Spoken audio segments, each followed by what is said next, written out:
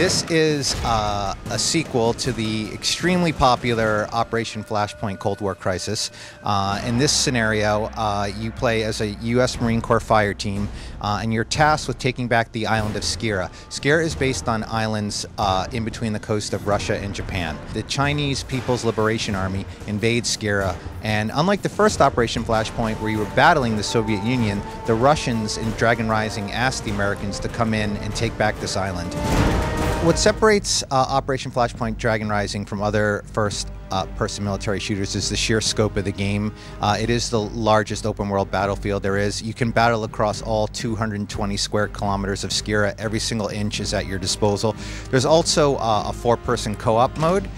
So you can go through all 11 missions with 4 people. The other multiplayer modes in Operation Flashpoint Dragon Rising are Annihilation, which is 4 teams versus 4 teams. That's a death match. It's 4 US fire teams versus 4 Chinese PLA fire teams. And the other match is Annihilation, where it's 2 US fire teams that have a defensive position, and they have like some good firepower, but you're versus 6 Chinese PLA teams. The end of the valley. Saber out. In assisted mode, you'll have little RV points, markers, that kind of tell you where to go to complete your mission. And that also helps you respawn. There's also a lot of enemy visual indicators, and you can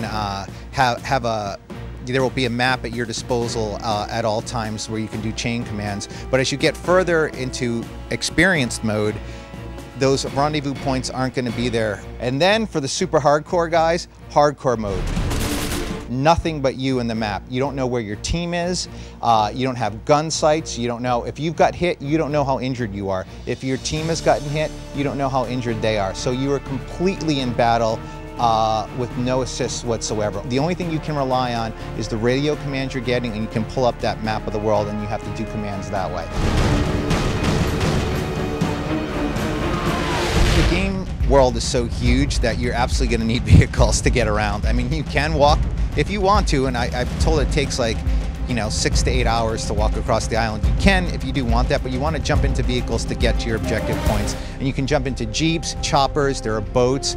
If you're like taking a lot of fire, there are armored assault vehicles, the ones that like stormed the beach at Normandy on D-Day. You can jump into those and take a ride. You can actually, if you want, commandeer one of these massive assault vehicles and start using that firepower as well.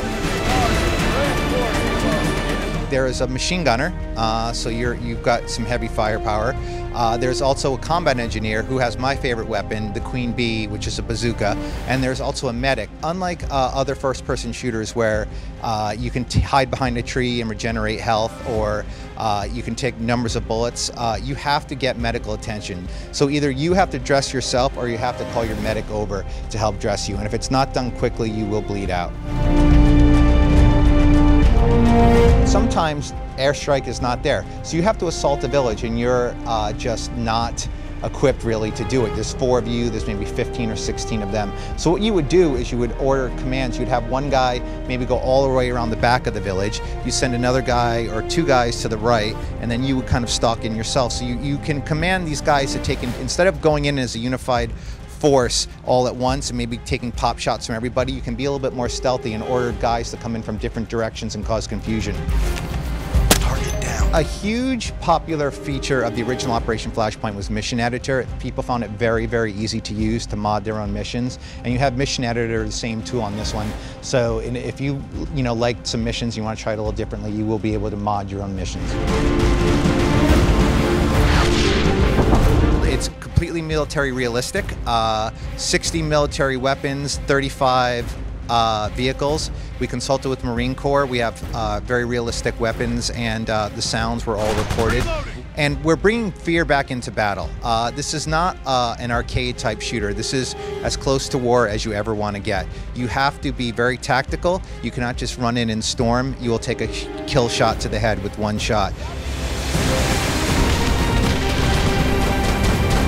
Operation Flashpoint Dragon Rising comes out October 6, 2009, 360, PS3, and PC.